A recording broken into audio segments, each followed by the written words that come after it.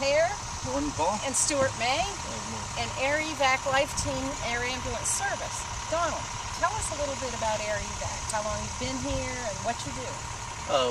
Air Evac as a company was founded in 1985 in rural West Plains, Missouri. It started with one mission. A community, they were waiting 2 hours for, I guess, assistance from the large hospital-based air ambulance services coming out of St. Louis. And so a group of community members got together and they decided that, you don't have to be a second class, or you don't have to wait on health care to be in the rural areas. So they opened their first base there in 1985, and from that, this is our we've opened 93 bases in 14 states. Like I said, we're celebrating our 25th year right now. The Danville base we opened actually 2 years ago today. Here, July 2008 is when we opened at Danville.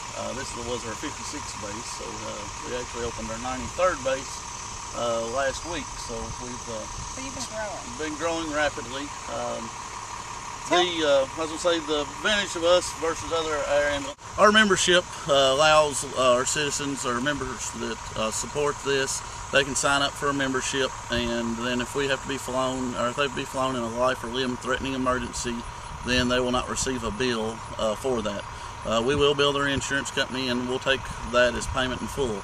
Also, chamber members, they receive the $10 discount off of that membership.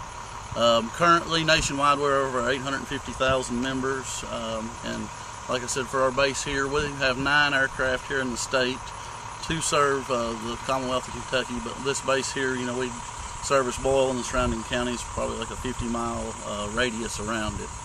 Our next closest base to here will be Camelsville. They're about 17 minutes away from here. Now, let me ask another question.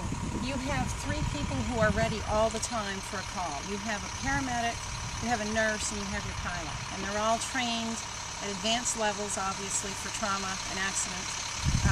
How long do most of them serve with the company or have experience? I should say, what's their experience? Their minimum qualifications, you have to be, for a nurse or paramedic, either one, they have to have at least 3 years experience in a busy EMS or a ER ICU type area for the nurse and paramedic, respectively. They have to have advanced certifications in, the trauma courses and the cardiac courses, such as that. But our average nurse and paramedic are about 7 to 9 years experience here in this. Every one of our pilots are actually all retired military, so we've all 20 plus years of flight experience. So very experienced crew at any base that you have. Yes, ma'am. We're in good hands if we need you. Absolutely. Well, thank you very much. I appreciate that. And Stuart, thank you. Yes, ma'am. Let's go on in and you can show me and tell me a little bit about getting ready for flight crew. Yes, ma'am. Stuart, tell me what you do when you get a call, when a tone goes off. What's the prep things that you've already done or that you're doing? I'd be happy to.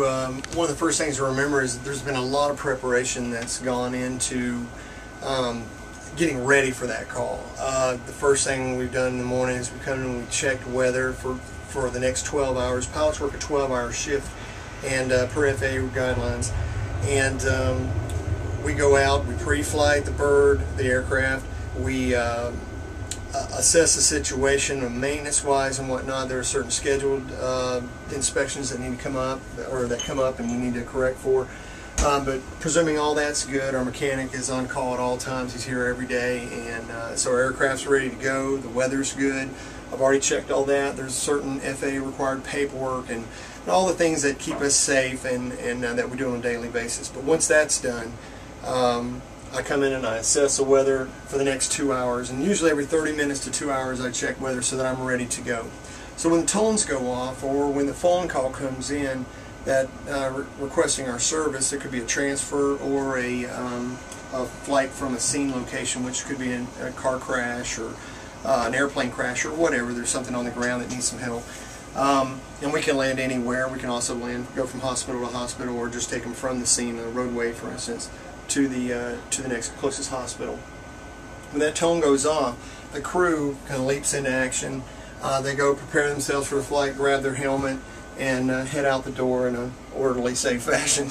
And they head out to the aircraft, and they do certain little things that prepare them. They plug in a start cart, untie the blades, they pull the shorelines, which are nothing more than extension cords that keep their batteries charged and stuff like that.